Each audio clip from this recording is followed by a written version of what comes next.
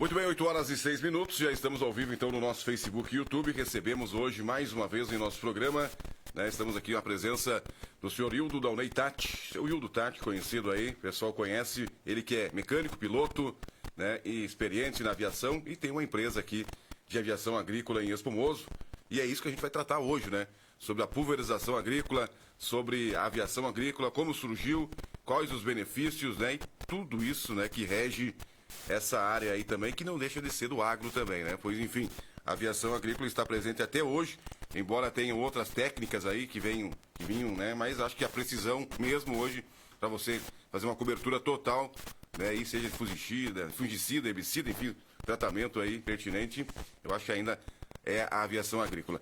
Bom dia, seu Hildo Tati, mais uma vez, muito obrigado pela sua participação. Bom dia, Rodrigo. É um prazer e uma satisfação estar com você e teus ouvintes, podendo explicar alguma coisa da atividade que nos propusemos há alguns anos. A aviação agrícola é um setor que tem prestado relevantes serviços à melhoria da produção primária do Rio Grande do Sul e do Brasil, tendo em vista que é o esteio da economia da nossa região e do Estado. Se a agricultura, a produção primária vai bem, o Rio Grande vai bem.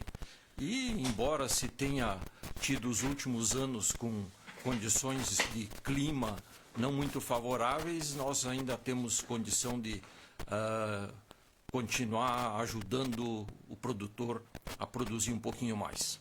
Muito bem. E aí o senhor fala, há quantos anos o senhor trabalha na aviação agrícola?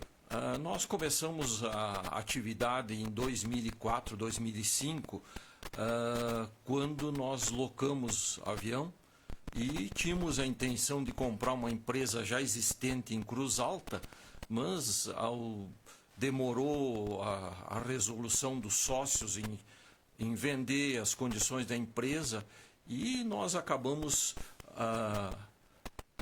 fazendo a Avante Aviação Agrícola em Espumoso, que a nossa ideia era já comprar uma empresa pronta pelas dificuldades na época de certificação, que eram bastante demoradas, um tanto quanto complicadas. E como nós vimos que era melhor fazer uma do que comprar uma correndo risco de passivo e tudo mais, nós iniciamos em 2009 a fundação da Avante Aviação Agrícola, que é da minha esposa e do meu filho, e ela veio a ser certificada no final de 2010. Sempre teve a sede social em Espumoso, embora nós tenhamos que ter tido a sede operacional em outros lugares, até a liberação da FEPAM, da construção do nosso pátio de lavagem e descontaminação em Espumoso. Isso envolve aí bastante, né? Bastante burocrático, porque na verdade o meio ambiente, eu acho, enfim, né? Porque vai tratar com produtos tóxicos, né? E altamente tóxicos aí, que são os venenos, né? Os tratamentos para a lavoura. E como é que é feito, como é que o desenrolar disso tudo aí, como é que é feito o cuidado, a proteção, enfim. Vocês têm a fiscalização também, acredito que seja, enfim, né? Não é só pegar somente, vou abrir uma empresa, como o senhor falou, né? Vou abrir uma empresa de aviação, enfim, tem todos os custos, né? E assim mesmo tem também, né? Tudo, por trás de tudo isso tem uma fiscalização, com certeza. Nós acreditamos ser a atividade mais regulamentada e fiscalizada que existe no Brasil, entre todas as atividades, porque nós temos fiscalização da FEPAM, PATRAN, CREA, IBAMA, ANAC, Ministério da Agricultura, Secretaria da Agricultura. Então, eu acho que se tem um cuidado todo especial. E nós, quando nós fundamos a empresa, necessário era de que a sede operacional fosse no aeródromo. E nós precisávamos do pátio. Então, nós fizemos um contrato de uso de um pátio em Cruz Alta e a sede operacional para a certificação da empresa foi feita em Cruz Alta. Então, demonstração de como ia abastecer o avião, como ia lavar, tudo foi certificado em Cruz Alta. Posteriormente, 2010, nós conseguimos construir até 2011 o nosso pátio em Espumoso e daí alteramos a sede operacional para espumoso. Por que tinha que ser num aeródromo público? Porque, na época, a fiscalização do ANAC pretendia usar aeronaves para poder facilitar a fiscalização. E aí, posteriormente, mudou o critério da ANAC e tudo, mas nós continuamos com a nossa sede social em Espumoso e operacional também aqui. Construímos o primeiro pátio licenciado sem a famosa lagoa de evaporação. Sim. Nós fizemos de maneira que nós pudéssemos reutilizar a água da lavagem das aeronaves através da decantação, ozonização e reutilização. Isso fez com que o nosso pátio acabasse servindo de modelo para empresas até de outros estados e, inclusive, recomendado pelo Ministério da Agricultura. Nós fornecemos o nosso projeto para empresas, inclusive do Espírito Santo, e isso nos orgulhou porque foi uma coisa diferente que foi feita em Espumoso, para não complicar, porque não existia no aeródromo espaço para fazer a lagoa de evaporação. Então, a necessidade te obriga a pesquisar. Isso que nós fizemos e está dando certo, está servindo de exemplo para outros lugares. Muito bem, falamos então da Avante aí, né? O seu Wildo fundou, como começou, né? Enfim, tudo isso tem custo, né, seu Wildo? Não é só dizer assim, eu tenho um sonho de ter uma empresa de aviação agrícola, enfim, isso tudo tem custo. Hoje um avião, para começar hoje, qual é a diferença de anos atrás para hoje? Como é que tem algum avião que já está fora, enfim, esse não pode mais? A aviação tem uma característica, a aeronave pode ter ano de fabricação, mas não tem envelhecimento desde que seja mantida corretamente, a manutenção. Nós temos avião de quase 50 anos. Tá? Olha só. Um só que a gente ainda tem um convencional, que seria motores alternativos, que usa etanol como combustível. E daí nós... pela necessidade de aumento de capacidade produtiva, nós acabamos tendo que comprar aviões maiores. Que nós temos aviões que seriam os Air Tractor, que é um avião turbo-hélice que consome querosene. Então, nos possibilitou de termos condição de atender outro nível de cliente, e é o que nós estamos fazendo. Muito bem. Agora vamos falar então mais da aviação agrícola. Quando surgiu a aviação agrícola, o senhor tem, com certeza, o senhor além de ser um proprietário de empresa de aviação agrícola, né, o senhor também é um aviador. Então, quer dizer, o senhor conhece, né, o meio da aviação. Quando é que surgiu? Que necessidade? Por que surgiu a aviação agrícola? A aviação agrícola surgiu na década de 40. Nos Estados Unidos começou um pouquinho antes, e no Brasil começou no Rio Grande do Sul, em Pelotas, que o seu Candiota e um outro agrônomo de lá, na famosa infestação de gafanhotos, eles adaptaram um polvilhador, porque todos os produtos químicos na época, eles eram em pó, e para combater a praga do gafanhoto. E deu certo. Funcionou, claro que empiricamente. Imagina a dificuldade de você pegar um avião que era feito para instrução de aluno e transformar ele no fundo de quintal num avião de aplicação de produtos químicos. E isso abriu a oportunidade para que começasse a pensar nisso.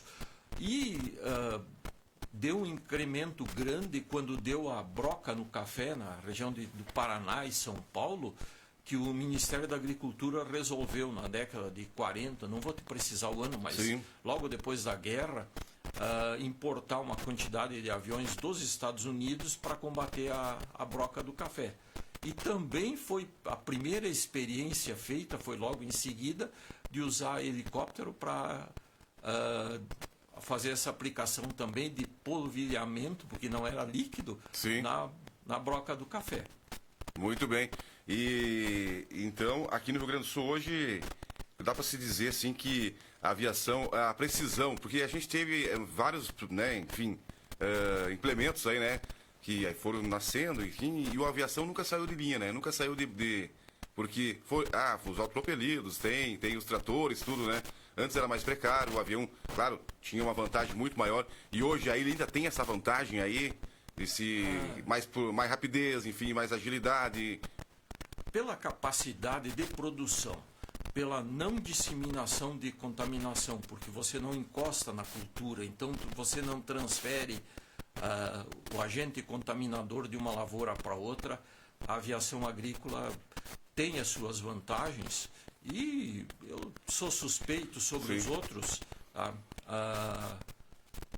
o que tem de vantagem. Mas uma coisa que eu queria esclarecer, que a aviação em espumoso começou de uma maneira não muito convencional. Houve uma infestação de praga em lavouras. A Secretaria da Agricultura do Rio Grande do Sul comprou alguns aviões PA-18, que seriam Piper, nos Estados Unidos. Sim. E criou uma patrulha fitossanitária de aviação vinculada à Secretaria da Agricultura, na década de 60. E em Espumoso, na Volta Alegre, existia uma família que plantava trigo. Veio um avião da secretaria, veio trabalhar em Espumoso, nessa lavoura em especial. E, lamentavelmente, ocorreu um acidente com esse avião, lá na Volta Alegre. Olha só. Foi um acontecimento, eu era bem jovem. Sim. E tive a oportunidade de ir lá ver aquele avião, me impressionou aquilo e tudo. E esse avião, quando foi recolhido lá, existia um escritório da Secretaria da Agricultura em Espumoso, que era chefiado pelo Leonardo Lancini. Esse escritório dele ficava ali no prédio do casarão, perto da igreja, no térreo. Sim. E esse avião ficou depositado um certo tempo lá. E o pessoal vendo aquele avião, pensando um pouco mais para lá e para cá, resolveram construir uma pista em Espumoso. Feito isso, acabaram fundando o Aeroclube de Espumoso e compraram a área inicial, onde hoje está situado o Aeródromo Público de Espumoso. Essa área foi paga com o lucro da festa de inauguração da pista. Posteriormente, quando mudou a legislação e que foi reorganizado verdadeiramente o Aeroclube e fazendo com que ele viesse a se tornar uma escola de aviação, foi doado para o município. Então, Espumoso tem uma característica ao contrário. 99,9% dos aeroclubes receberam apoio do poder público, e aqui em Espumoso a coletividade, a sociedade comprou a área, pagou e deu para o município a área inicial. Então isso é um fator bem diferente do que ocorre nos outros lugares. Sim, e tudo em virtude de um acidente que aconteceu aqui com um avião agrícola. Então, o avião agrícola acabou... Mas e o piloto, o senhor tem notícias? Não, ele teve ferimentos leves. Não foi fatal, não houve nada. Foi atendido pelo Dr. Namir de Bortoli, que estava chegando em Espumoso, e a gente acabou pesquisando isso aí e descobriu que ele se aposentou no departamento aeroportuário do estado do Rio Grande do Sul e viveu por muitos anos. Só foi um susto então, mas e que susto, hein? Muito bem. E hoje a capacidade de um avião agrícola dele fazer uma pulverização hoje, os aviões de hoje e de antigamente, fazer esse comparativo, os tanques, quais os modelos que tinha e também a autonomia? Antigamente se começou com o primeiro avião agrícola feito, ele tinha capacidade para em torno de 350 litros, tá? E o volume que se aplicava era um pouco mais alto. Então se fazia 10, 15, 20 hectares por voo. Hoje nós temos um avião que se coloca 1.850 litros e se faz vazões bem baixas, porque com a tecnologia de aplicação que tem hoje, a nossa empresa tem trabalhado até com 12 litros por hectare. Isso faz com que diminua a poluição, diminui o volume de cauda lançado e concentra mais os princípios ativos, né? Muito bem. E isso aí a gente, né, sempre vê, né, e ouve aquele... E qual o horário? Enfim, tem horário para fazer a pulverização que é melhor, que beneficia, que aproveita mais o produto, enfim? O segredo é fazer o produto chegar na folha. Sim. Primeira coisa, temperatura mais baixa e umidade relativa em torno de 60%. E que não tem inversão térmica, né? Então, e principalmente que haja um volume significativo de vento, ou seja, uma velocidade não totalmente calmo. Por quê? Porque tu precisa fazer com que haja o deslocamento para fechar uma faixa e fazer uma aplicação bem feita. Isso faz com que você tenha, quanto maior o avião, melhor fica a aplicação, porque avião é física, então se ele pesa 3.000 quilos, ele está colocando 3.000 quilos de ar para baixo. E esses 3.000 quilos, junto, ele joga a cauda bem distribuída através de bicos ou atomizadores para fazer isso aí. Penetrar, inclusive, no terço inferior. E então, quanto mais pesado o avião, melhor fica a aplicação. E também tem uma coisa, né? A área tem que ser boa, porque os aviões hoje voam mais rápido, então ele precisa ter uma área com pouco obstáculo, essas coisas todas. E isso faz com que limite, pelo tamanho da área, a qualidade da aplicação. E o bom que está hoje surgindo as aeronaves remotamente pilotadas, que haverão de suprir essa necessidade, porque está difícil a disponibilidade e a qualificação de pessoal para trabalhar em aviação agrícola, porque é uma atividade extremamente técnica. Então, piloto, você precisa um homem que tenha 400 horas de voo, no mínimo, mas ele vai ficar bom quanto mais voar. E o pessoal de terra, técnicos agrícola, agrônomo, todo o pessoal que conheça e que se dedique mesmo. E as empresas têm que investir na certificação da sua qualidade, né? Você tem que contratar empresa que prestem essa auditoria para verificar a qualidade da aplicação. E hoje 97, 98% da nossa atividade é fora do município de Espumoso. Nós estamos com uma base em Cruz Alta, né? E a gente tem uma coisa, nós geramos emprego em Espumoso, Cruz Alta, mas a sede da nossa empresa é Espumoso. Sim.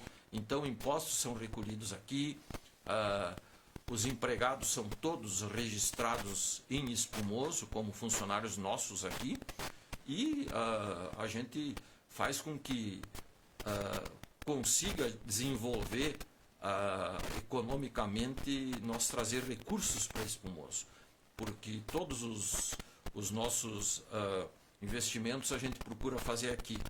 Lá faz o investimento operacional e aqui faz os investimentos de capitalização de patrimônio aqui. Muito bem. Agora fazer uma pergunta também, a gente perguntou já para o senhor falou ali, né? Sobre as diferenças, né? Porque hoje em dia a gente tem uma tecnologia muito avançada, né?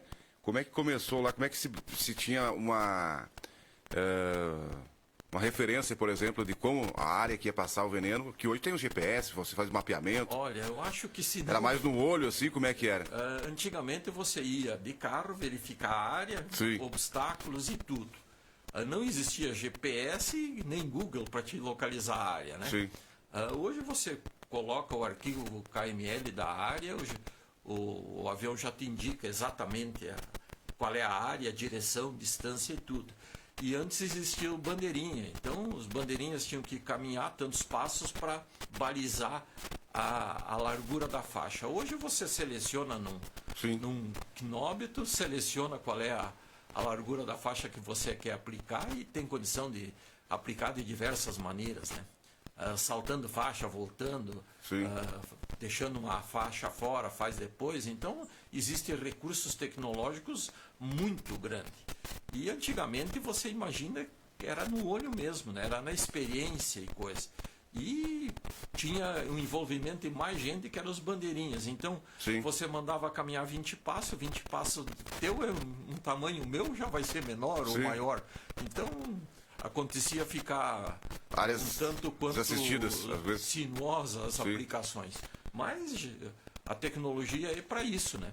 Tomara que não desligue o sinal GPS, porque hoje, inclusive, equipamento terrestre, se tu tirar o GPS, dificulta muito, né? Nossa, se tirar o GPS hoje, eu acho que a maioria das Não funciona. não funciona, porque é tudo, né? Enfim, tem Você não tem mais um álbum com as ruas, né? você não tem mais uma referência, porque hoje é diferente de antigamente, como o senhor falou, no seu tempo, no meu tempo, enfim, né? As pessoas não tinham isso e foram se adaptando, né? Hoje as pessoas já nascem com essa tecnologia. E uma coisa que nasce contigo é como tu perder um braço, vamos dizer assim, não comparando. Mas Você fica desamparado. não sabe trabalhar se não tem isso aí. Pode pegar, se o senhor pegar os pilotos do senhor lá mesmo, da época GPS, era GPS e era não GPS, se existe algum, e com certeza deve ter algum que é o antes do GPS.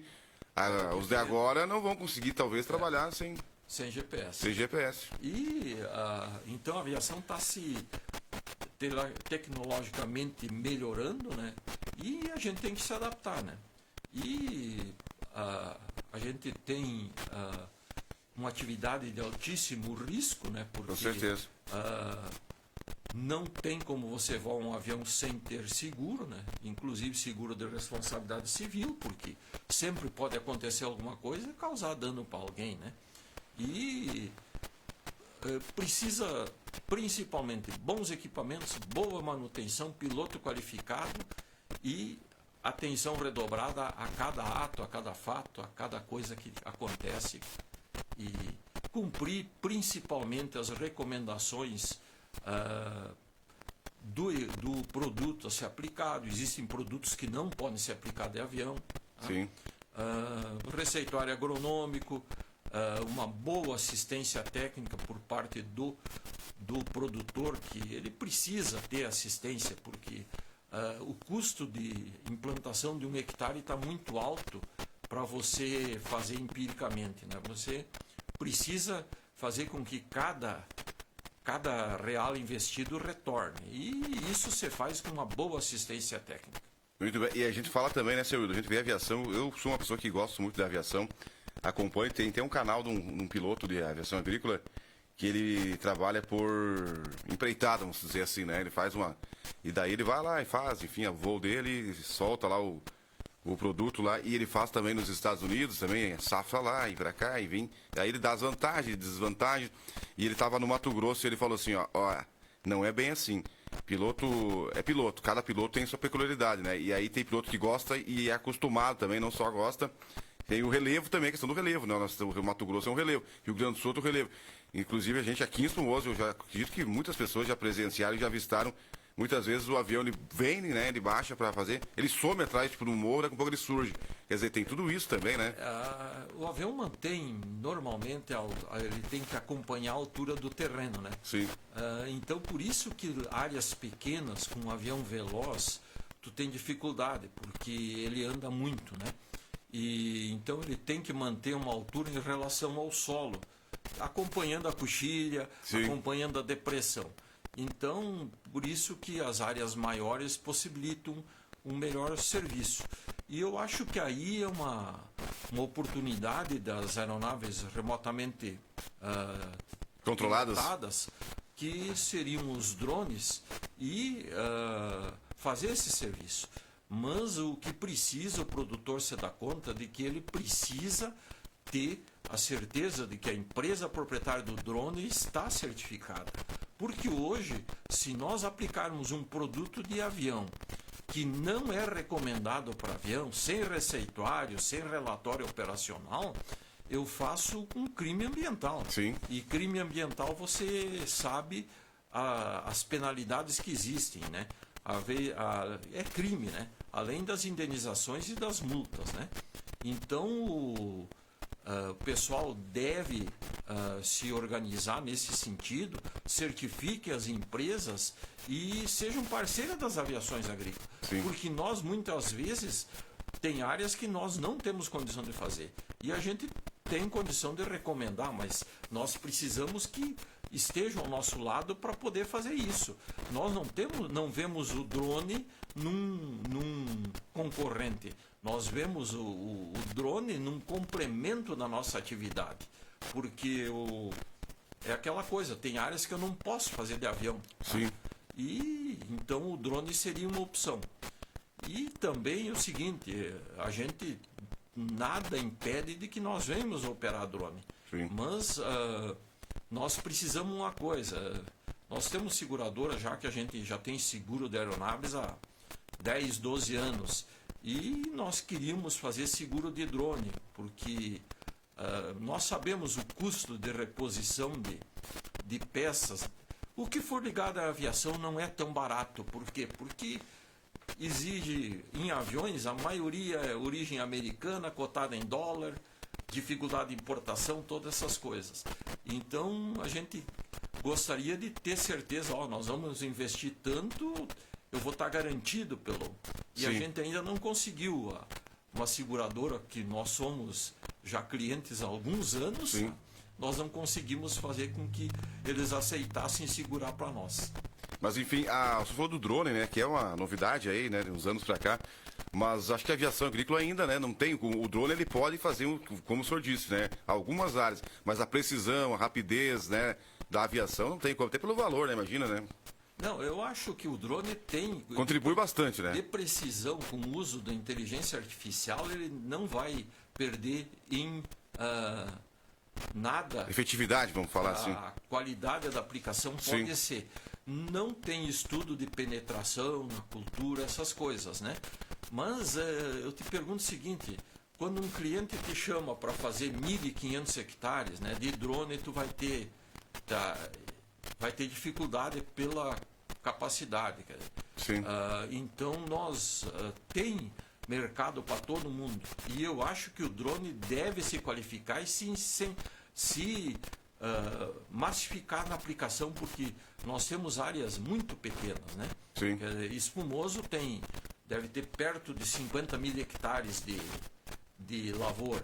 É muita área para muita gente trabalhar. Com certeza. E nós hoje nós temos algumas parcerias com produtores de sementes e coisa que a gente foi construindo ao longo do tempo, e isso faz com que nós tenhamos uma clientela mais ou menos fiel. E a gente tem que se esforçar em duas coisas: fazer um serviço preço justo e fazer também uma qualidade qualidade alta, porque é muito caro o químico que se aplica, né? E outra coisa, isso é um recado especial para os produtores. Embalagem de produto químico. Agora em janeiro a FEPAM publicou uma portaria. Responsabilidade sempre foi do produtor dar o destino das embalagens. E muitas vezes, pela comodidade, ele quer deixar na pista que você esteja aplicando tudo isso. E isso ele vai ter que comprovar a efetiva devolução onde tem que ser devolvida dessas embalagens. Porque as multas são caras, tá?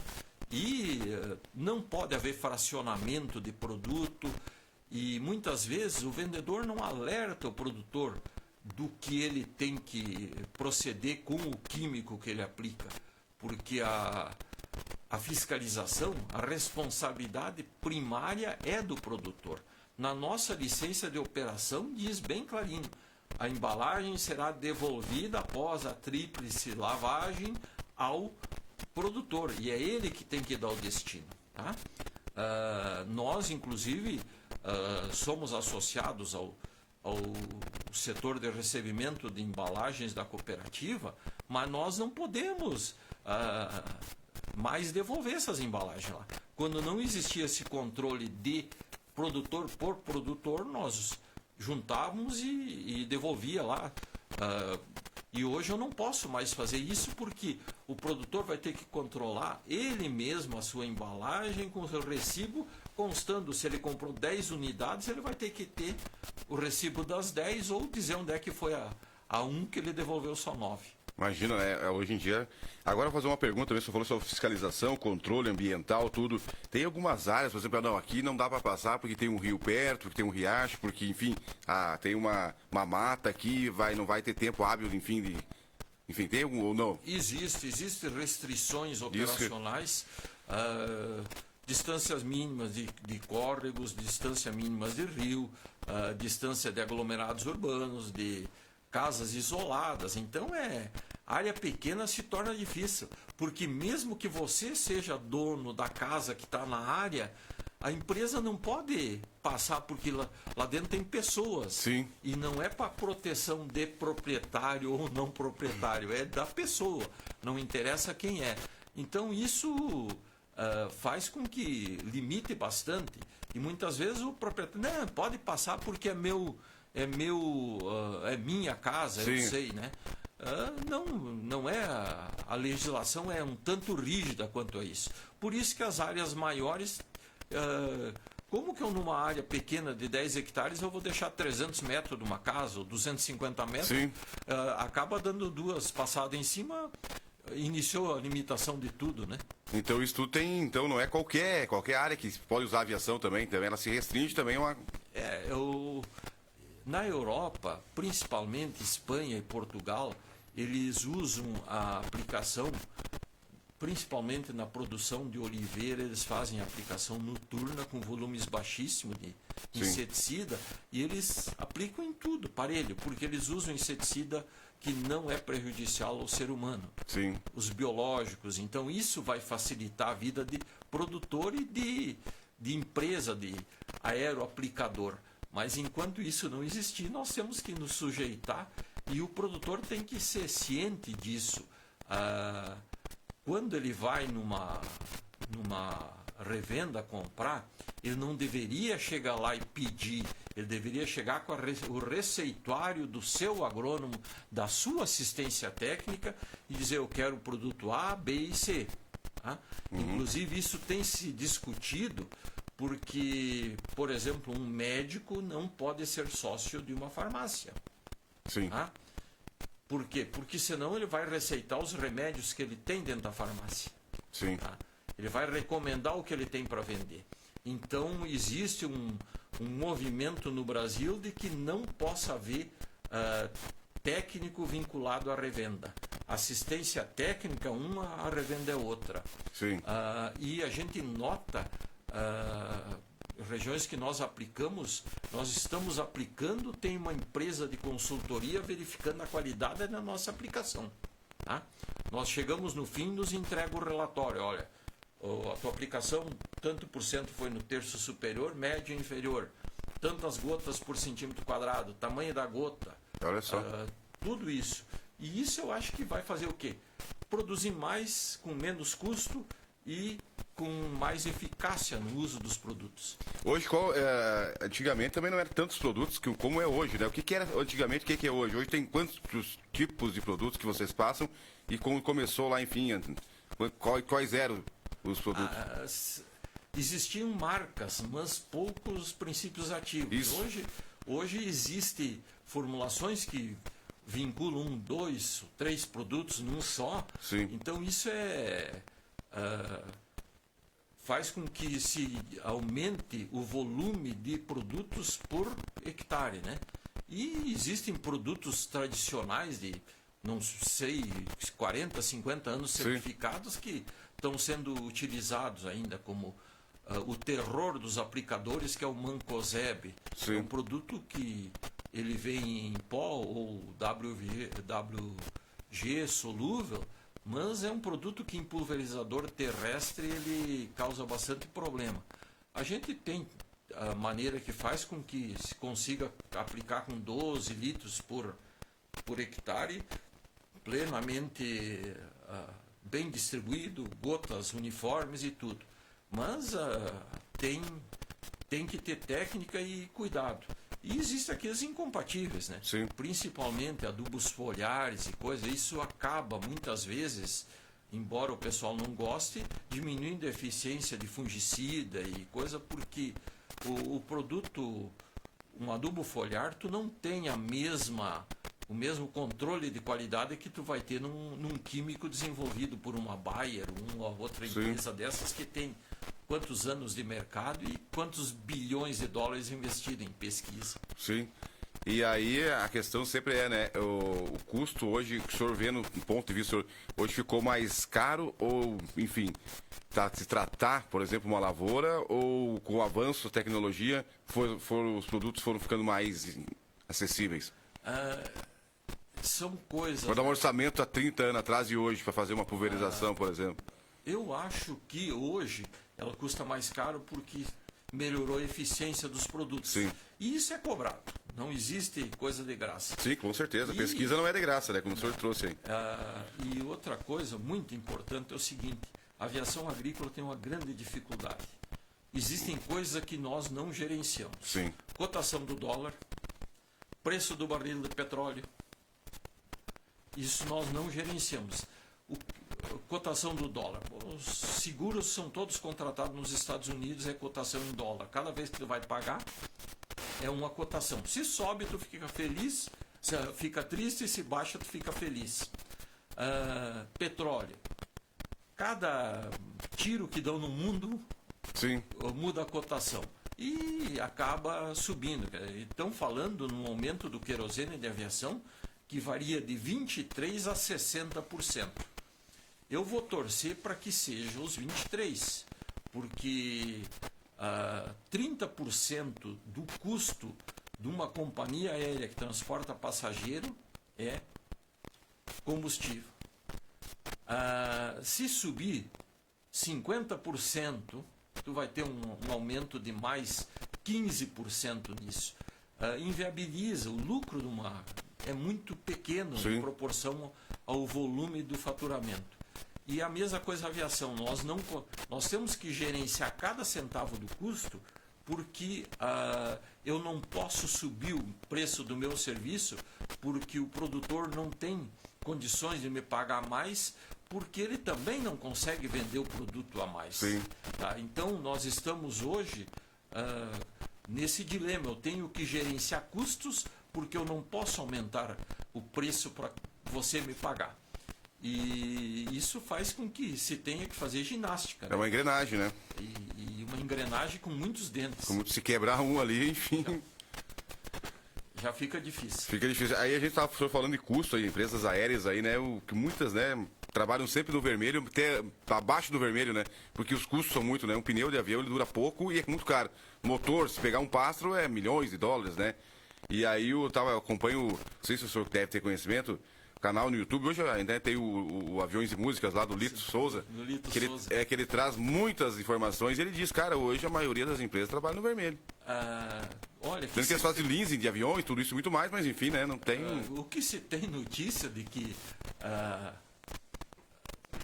distribui lucro mesmo, Emirates... por quê? Porque eles não fazem leasing, eles vão lá e compram o avião. E falando nisso, nós temos um aluno formado em espumoso na escola do Aeroclube que já voa há algum tempo no Reino Unido e agora, a questão de 6 meses, ele pediu uns documentos da formação inicial dele que ele precisava mandar, que ele está se candidatando para voar na Emirates. Quer dizer, seria um orgulho para espumoso. Sim. Nós termos um ex-aluno nosso aqui voando nas Emirates, né? A American Airlines também lá, né? Também é uma empresa grande, né? KLM, acho que é, né? E você veja o seguinte, a situação é recuperação judicial, é isso, é falência, e a dívida é incalculável, tu não fala em milhões, são bilhões de reais que é o passivo de uma empresa. Sim. Eu acho que se o cara fosse diretor, ele já não dormia só olhando aqueles números ali. Sim. Né? E é uma coisa muito cara a aviação, né? Sim, por isso é. E aí que você, muitas vezes em empresas também, quando acontece, são muitas indenizações também, né? Muitos processos judiciais por trás também. Também, Qualquer um entra contra uma empresa, né? Me sentia... Extraveu uma mala. Isso, Fora os acidentes que quando acontecem, aí sim, esse né? É terrível, né? Então a empresa tem que se proteger, porque Você botou um avião voando, é como um carro na estrada, você tem risco. Sim. E muitas vezes a gente não avalia a quantidade de risco. É aquela coisa, e a aviação, tu tem que ter um parâmetro. Tu não pode investir só em segurança porque você torna economicamente inviável a atividade. E não pode relaxar com a segurança porque pode se tornar inviável economicamente a ocorrência de um acidente. Então tu tem que balançar as duas, fazer o máximo possível com o máximo de segurança, com o menor custo possível para tornar viável. E não existe o avião, né? Não é que nem o carro, que tu anda com pneu careca, anda com o farol desligado, queimando óleo, o motor meio que rajando, e tu vai embora, né? Porque qualquer coisa tu chega ali, encosta num lado e deixa ali. A aviação, ela tem que estar funcionando tudo revisado. Não tem como. Hoje, por exemplo, nós temos aviões que é turbina, motor a turbo-hélice. As peças é um absurdo o preço, né? Sim. A revisão num motor desse está em torno de, no mínimo, $400 mil, né? Isso aí dá 2 milhões e meio de reais. Então, a gente tem que cuidar, qualidade do combustível, filtragem, qualidade do ar, quer dizer, os filtros de ar, porque Sim. Um avião de transporte de passageiro, ele decola só em pista asfaltada, tá? E sobe para altas altitudes onde não tem poeira e não opera em pista não pavimentada. Lembro que teve um caso de um avião que deu perda total dos 4 motores, um 747, que pegou uma nuvem de poeira de um vulcão. E essa nuvem de poeira entrando nas palhetas de uma turbina a 1.000 km por hora, ela funciona como um jato de areia de alta capacidade removedora de superfície. Sim. Mas ela não removeu a crosta, ela removeu a parte das palhetas. O avião teve que pousar em emergência por perda de potência, né?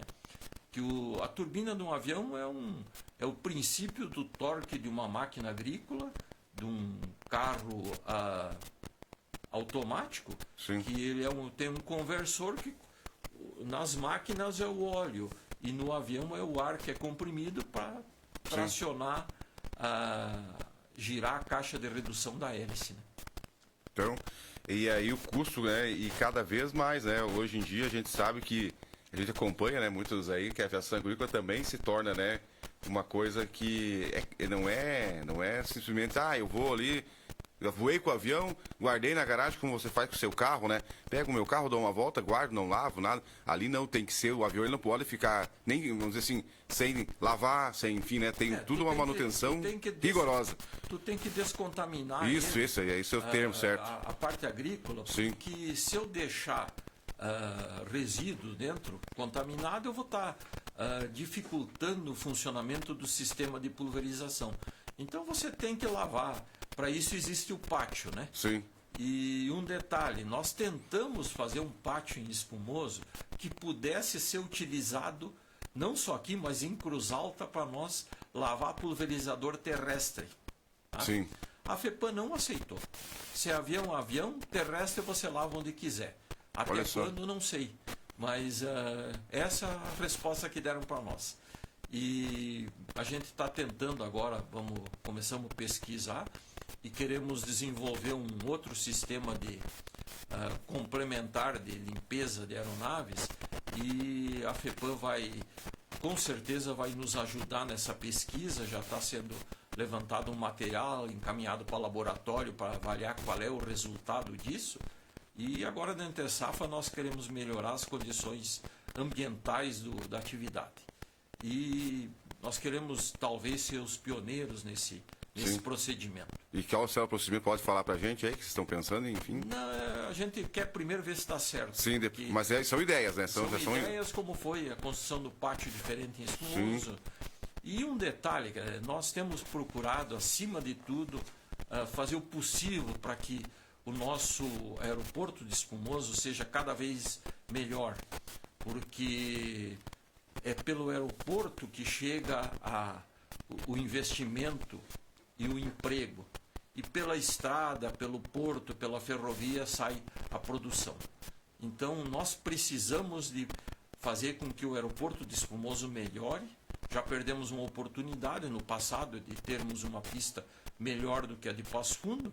mas nós haveremos de achar uma solução intermediária que há de fazer com que isso seja realidade. Porque nós precisamos de ter acesso, o pessoal precisa ter acesso, e só tem com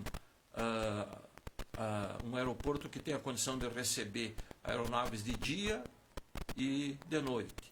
E o detalhe, nós precisamos possibilitar, pelo desenvolvimento da região, questão de saúde, nós precisamos possibilitar a remoção via aérea de pacientes que sejam necessário esse tipo de atendimento.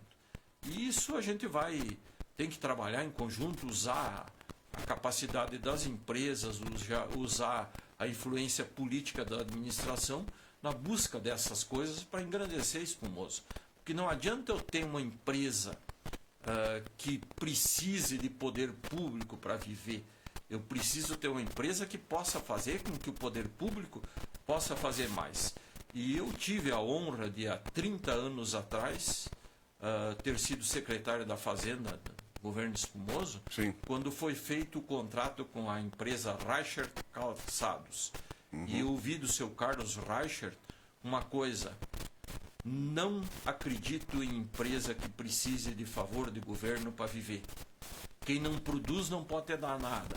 Para te dar, ela tem que tirar de alguém, porque ela não produz. Sim. E acabou, pela crise do calçado, pela maneira que foi feito o contrato, quando a prefeitura cedeu a área do distrito industrial para eles, aquele imóvel acabou voltando para o município.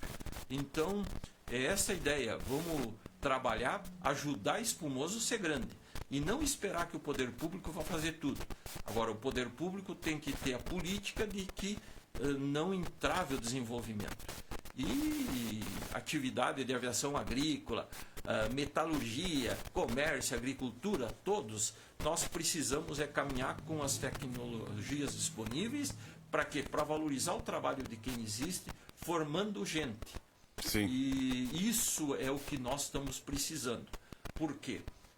A grande formação de pilotos no Brasil sempre foi oriunda de aeroclubes. Com a ANAC, até quando existia o DAC sabia disso. Tá? Quando entrou a ANAC como agência reguladora, ela terminou a razão de ser incentivadora da formação de pilotos. Sim. Aí o que aconteceu? Os aeroclubes ficaram jogados às suas próprias sortes. Entrou a privatização do aeroporto. Aí aeroclubes que estavam há 50 anos instalados no aeródromo, tá? Construíram talvez aquele aeródromo. E quando entrou a privatização, veio uma notificação para desocupar o espaço ou pagar R$20 mil de aluguel de um espaço onde está construindo um hangar. Então isso não pode existir, porque o governo brasileiro, se você pegar o orçamento destinado à formação de técnicos, você não vai encontrar R$1 destinado à formação de piloto. E nós vamos precisar 600 mil tripulantes em 20 anos no mundo. E uma parte desses tem que sair do Brasil. E ver a gravidade da situação, quantos oficiais aviadores pediram demissão da Força Aérea Brasileira para ir para a iniciativa privada voar linha aérea ou avião executivo. Isso aí preocupa, e os nossos políticos têm que abrir os olhos quanto a isso. E está tramitando no Senado um projeto do senador astronauta Marcos Pontes, nesse sentido, de que volte a haver o incentivo que houve na época da campanha nacional da aviação, que formou escolas pelo Brasil inteiro. Nós estamos com dificuldade de peça, dificuldade de instrutor, dificuldade de certificação em certas coisas, mas o que tu precisa ter, manter o espírito de que a aviação é necessária, é importante, e despertar no jovem uma oportunidade. Nós, por exemplo, na nossa empresa, nós estamos seriamente pensando em dar oportunidade para que mulheres também queiram se dedicar a isso. Começando como auxiliar de mecânico, faz curso à distância de mecânico de manutenção aeronáutica. Sim. E quem sabe abre um campo grande para frente. E isso tem que ser, nós precisamos ajudar a formar o nosso pessoal, porque nós precisamos de mão de obra. E não é fácil de você ter, né? Mas é uma atividade de risco, eficiente, muitas vezes mal compreendida, extremamente regulamentada, com tentativas de bloqueio dessa atividade, porque o avião faz barulho, o avião incomoda, mas o avião ajuda a produzir e botar comida na mesa. Com certeza. E aí é muito importante, o senhor falou ali sobre a procura, mas muitas vezes as pessoas esbarram também no custo, né? Hoje em dia, para se formar piloto, não é uma coisa que é ali fazer uma carteira de motorista, né? Então, quem sabe incentivos, né? Esse é o problema. O DAC dava bolsas, o DAC nos dava reposição de material, o DAC fornecia aviões, tá? O DAC era comandado por aviador, tá? Então era mais fácil de entender. Estava no sangue ali mesmo. No conhecimento deles tinha a coisa. E hoje, você, por exemplo, nada contra, porque a legislação diz que eu, há 20 anos atrás, fiz um curso de gerenciamento de segurança operacional. O meu instrutor era um indivíduo que tinha feito o quê? Economia. Sim. Ele não conhecia avião. Ele podia conhecer administração, princípios econômicos e tudo, mas a atividade aérea ele não conhecia. Quer dizer, você tem nada contra. A legislação permite, qualquer curso superior pode se candidatar à vaga, mas o tempo que demora para você entender a mesma coisa você quisesse que eu viesse fazer rádio. Sim. Ia ter uma extrema dificuldade e devia sair um rádio numa qualidade terrível. Sim, era questão de, que nem o senhor falou, né? Alguém que seja, né, do meio ali, né? Para te dar as dicas, enfim, para ser teu mestre, vamos falar assim, porque a aviação a gente chama, né? Uma coisa é tão complexa assim e tão fácil ao mesmo tempo, né? Entender, né? Porque a complexidade é você pegar ali, né? As coisas, os manuais, tudo, né? E a responsabilidade, claro, você tem que ser... Eu acho assim que, na minha opinião, quem entra para aviação é um ser humano diferente. Ele não pode ser um ser humano como é um ser humano comum aí, que, tem uns hábitos aí, né? Ele tem... É diferente. Até a questão de cuidado com a, enfim, né? Com a saúde, com... O aeronauta, ele é avaliado até os 45 anos de uma vez por ano. Dos 45 em diante, de 6 em 6 meses, né? Então, você deve ter uma saúde mais ou menos boa. E o que precisa é doutrina de segurança operacional. E isso tu vai fazendo a cada dia. Um acidente reacende o olho, quer dizer, tudo isso é terrível. E nós temos uma atividade que todo dia tu está correndo risco, né? Porque a aviação desafia o princípio básico da natureza.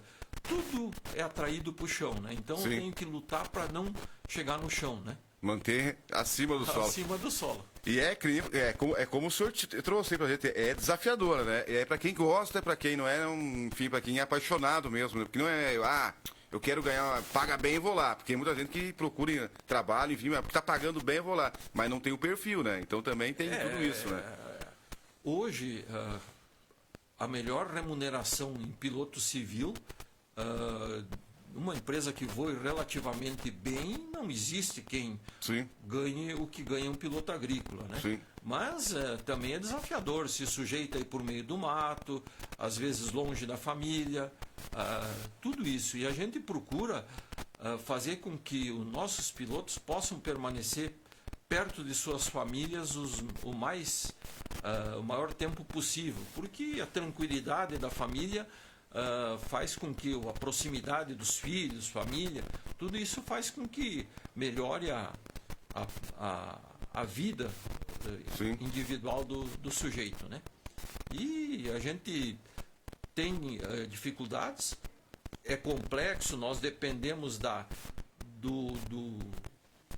receita do produtor para nós sermos remunerados, e isso é um desafio, porque a aviação agrícola fatura, mas a aviação agrícola gasta. Com certeza. E a aviação agrícola tem que ter reserva para eventuais problemas de manutenção de valores mais significativos. Então, não queira ficar rico com a aviação agrícola, que você não fica. Você ganha mais ou menos bem, precisa reinvestir tudo e saber que tu tá em cima de uma faca, né? Se tu escorregar, alguma coisa vai vai se danificar. Aqui no nosso Rio Grande do Sul, a gente tem inverno, verão, né? Aqui temos outono, né? Outono, inverno, verão, primavera. Tem época do ano que se usa mais aviação ou não? Ou ela fica... O Rio Grande do Sul, ele tem safra de inverno e verão. Sim. E depois, no verão, tem safrinha.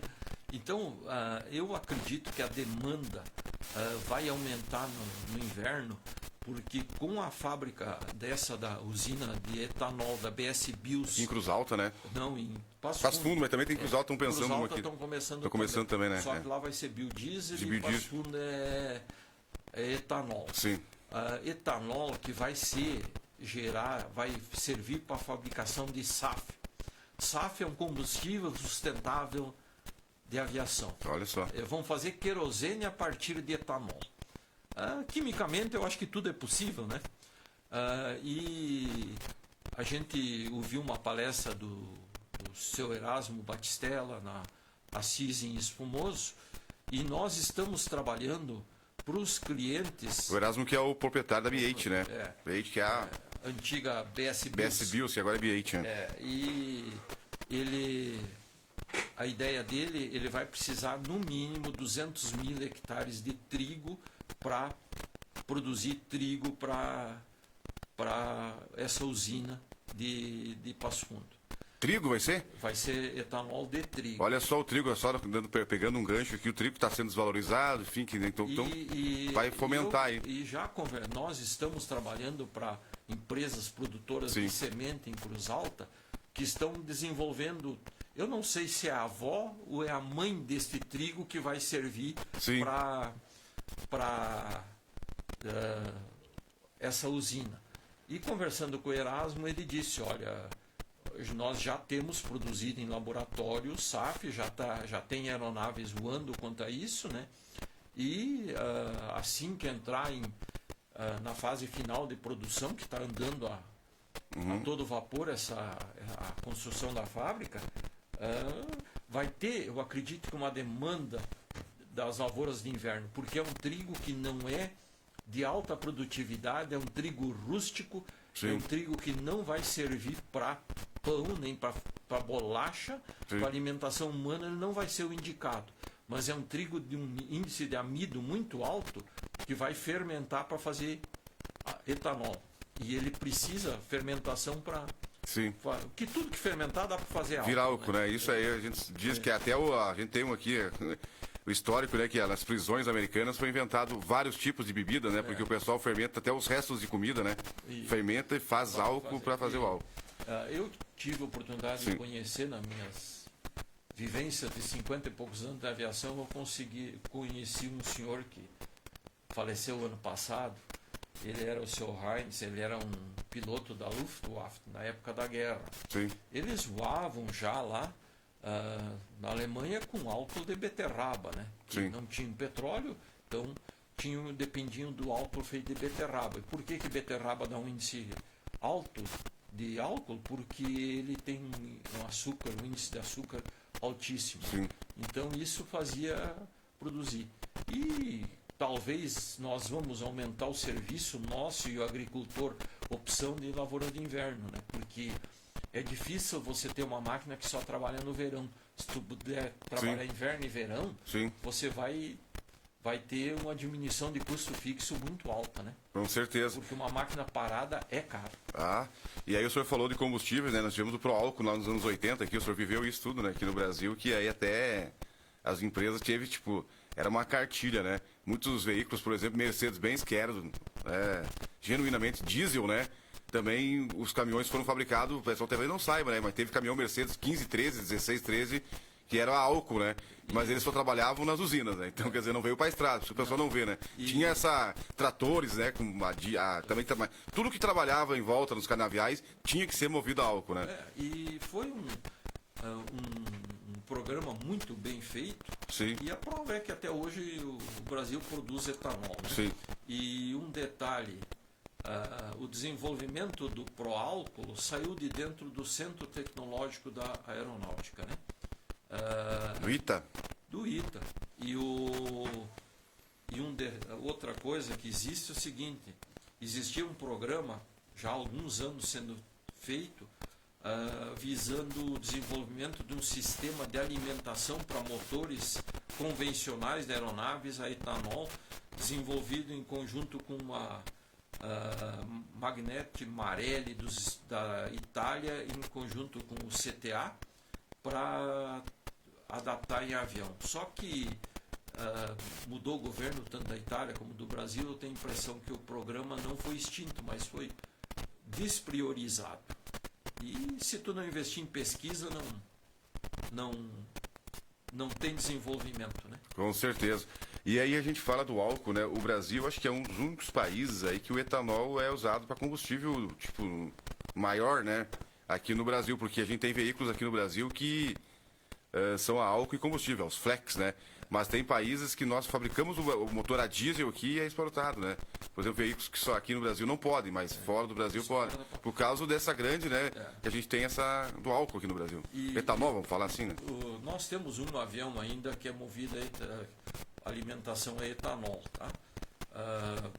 Foi certificado. Tudo. Mas é o etanol comum, esse de posto de combustível? Esse de posto. O mesmo? Mesmo etanol. Sim.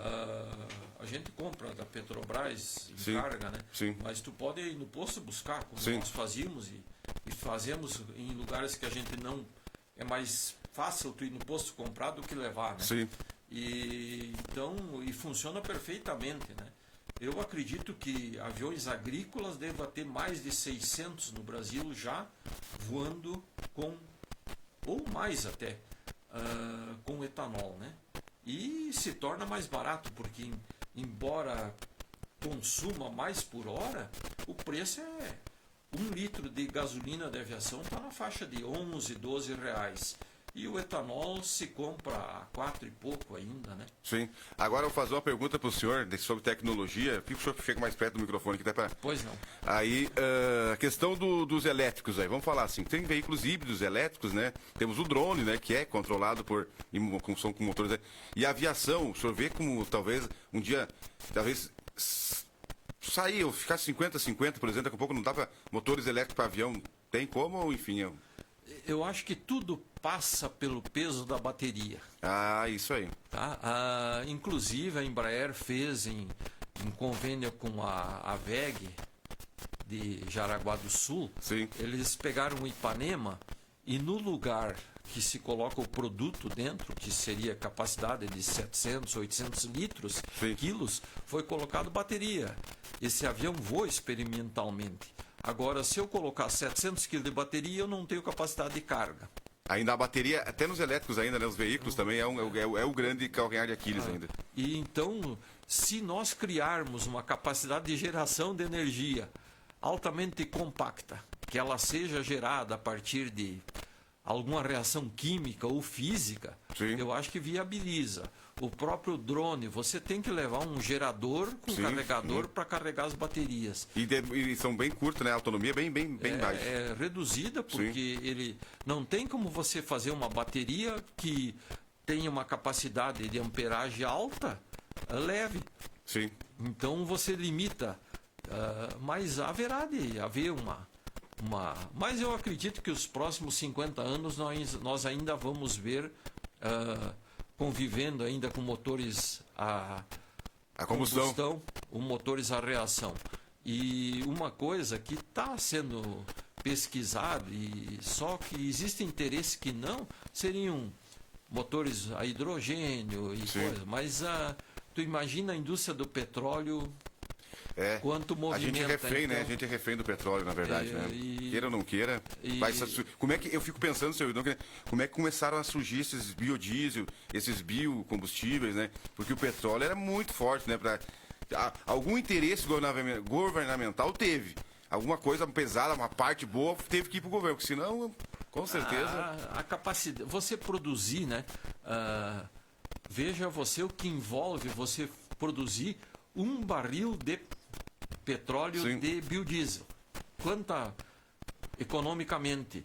Extrair, tu sabe, ó, perfurou, botou a sonda, Sim. achou petróleo, bomba, está saindo. E, na verdade, os combustíveis renováveis, que seriam os biodiesel, eles ativam economicamente toda uma cadeia, né? Sim. Desde o fabricante de máquina até o fabricante imagina o que até o fabricante de comida, porque tu tem que dar comida para o teu funcionário que esteja trabalhando na lavoura, né?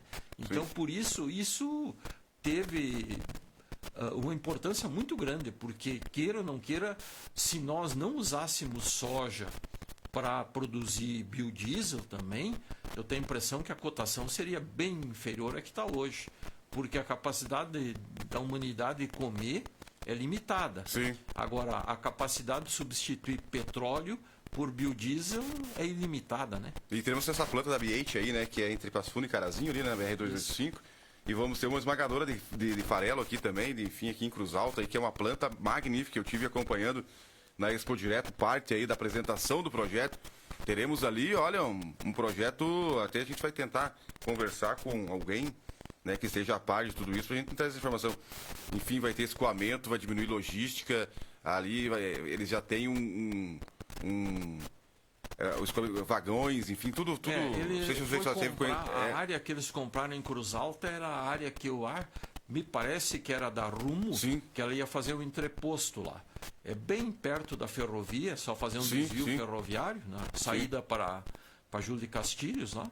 Sim. E veja você a interrupção dessa ferrovia que liga Passo Fundo a Porto Alegre, a quantidade de caminhões tanques que está circulando pela 386. E veja o que isso ocasionou, de quantas mortes houve depois das enchentes, porque com a destruição da ferrovia.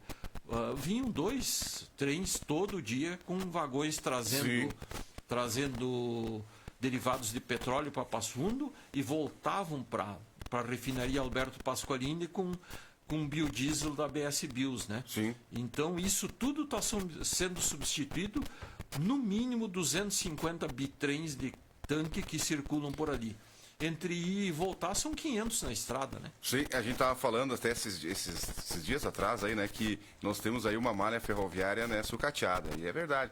E aí a questão do déficit de motoristas do setor, né, da rodoviário, e enfim, né, e o crescimento também, né, da frota, e não temos condições, né, para receber tudo isso, né? Então, quer dizer, acontece o que o senhor falou, aumenta os acidentes, os motoristas descontentes. Agora, a questão dos combustíveis, né? Um trem puxa quantos vagões aí, né?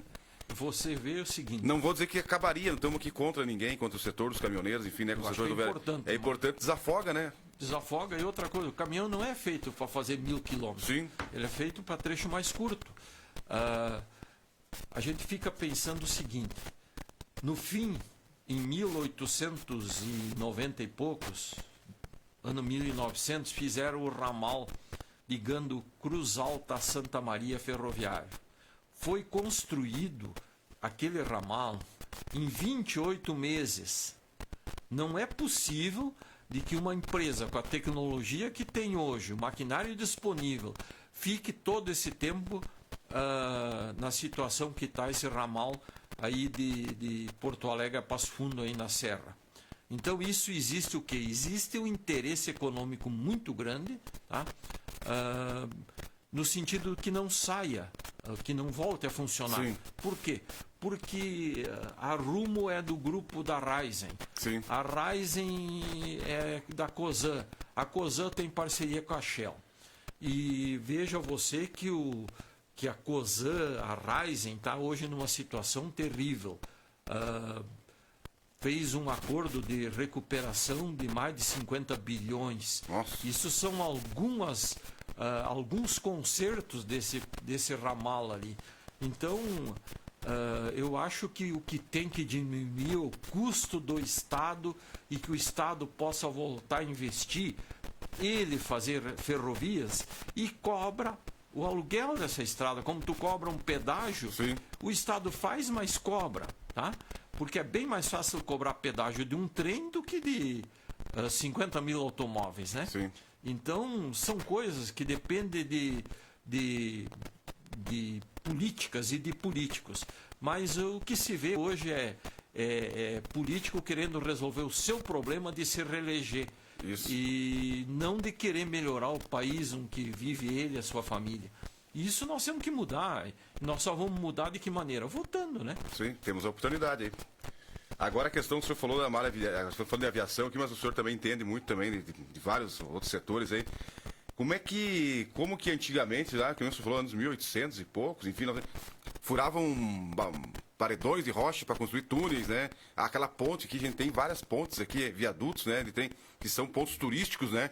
Aqui, imagina para construir engenharia por trás daquilo ali, né? Que hoje, com toda a tecnologia, né? Podia ter muito mais malha viária, né? A ferroviária.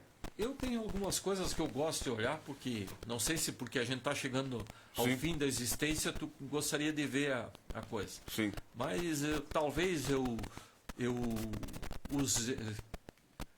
aprendi com meu pai, que o meu pai, embora de um nível de cultura muito baixo, mas ele em 1940 e poucos já acho que foi o primeiro gerador de energia eólica em espumoso, porque Sim. ele montou um catavento na serra onde nós éramos, onde nascemos e morávamos. Sim. Ele montou, não tinha energia, mas nós tínhamos luz em casa, com um catavento que carregava as baterias. Você chegava queria ligar, Sim. tudo ligava, tinha uma luzinha fraquinha, amarelinha, Sim. fraca, Mas imagina que aqueles tempos lá que não existia luz em lugar nenhum, né? lugar ele tinha lá. Construiu uma linha de telefone ligando Serra dos Engenhos a Espumoso, quer Sim. dizer, a Magneto, mas tinha. Sim. E então isso fez com que a gente fosse curioso.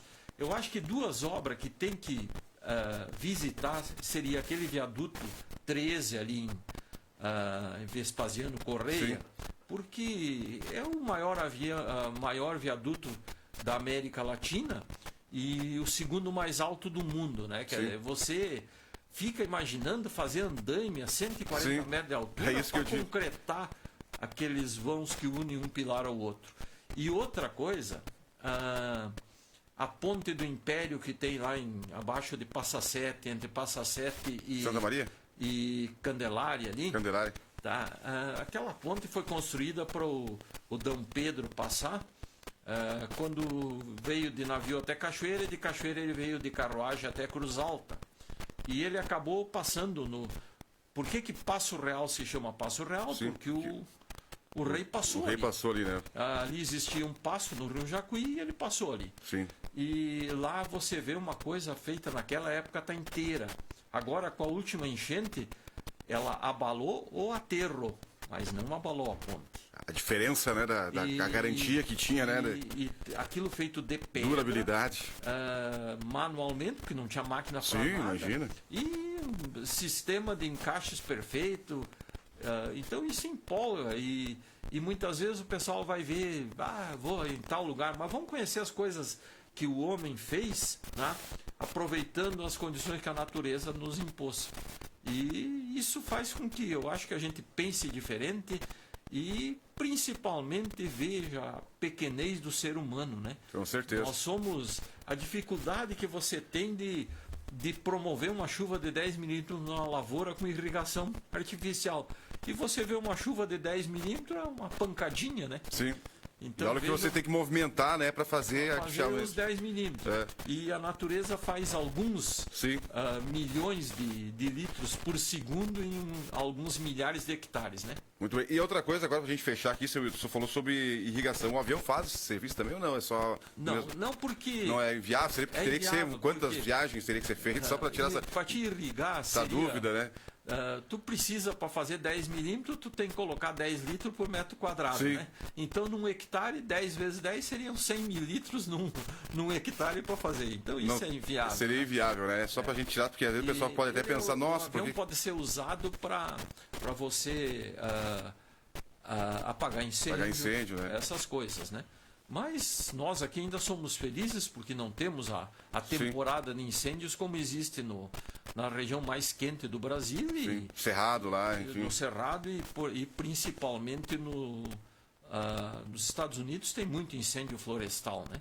Sim. Temperaturas na Califórnia altíssimas acabam destruindo milhares de acres, né? Sim. Muito bem. Seu Hildo Tati conversou conosco, seu Hildo Donei Tati, né? Ele que é da Avante Aviação Agrícola, especialista, piloto, né? Enfim, de avião. Agora é empresário também no setor da aviação agrícola, tirando algumas dúvidas nossas até mesmo, né? Que eu acho que ainda, né, seu Hildo, questão de precisão, de cobertura, de qualidade ainda e também de agilidade, vamos dizer assim, o tratamento da lavoura com a aviação ainda talvez não seja o mais barato, mas também é o mais eficiente. Eu acho que ainda é, né? Eu acho que economicamente ele tem as suas limitações e as suas vantagens. Mas a aviação agrícola não veio para substituir pulverizador terrestre, não veio para... não existe para dizer que drone não é uma boa opção. Eu acho que todos têm o seu lugar, a sua hora, e acima de tudo nós temos que usar a técnica o mais possível. E eu quero agradecer mais uma vez a oportunidade que a Planetário nos dá para esclarecer alguma coisa. Não somos doutores em nenhum setor, mas a obrigação de aprender faz com que a gente estude. E isso nos possibilita de conhecer alguma coisa. Temos muito que aprender, mas nós haveremos de continuar fazendo com que Espumoso seja um destaque nesse setor. Queremos preservar a aviação agrícola em Espumoso, Avante como sede aqui, e talvez tenhamos que até atender outros estados por demanda, mas com certeza de que haveremos de manter a raiz e as origens nesse município, que eu acho que pela capacidade da sua população, pelo trabalho de todos, é e será um grande município sempre do Rio Grande do Sul. Espumoso é destaque em muita coisa. Pelo quê? Pela qualidade, pelo conhecimento e, acima de tudo, pela honradez de sua gente. Muito bem. Seu Hildo Tati falando com a gente aí, então, sobre aviação agrícola, e que conhecemos também outros temas aí, né? Eu acho que o seu Hildo, a gente fosse conversar com qualquer outro tema aí relacionado à agricultura, ou enfim, né, momento político também, e política em geral, ele conseguiria discorrer conosco aqui. Vamos ao intervalo comercial, nas coisas a gente volta. Rumo ao campo, agora são 9 horas e 23 minutos.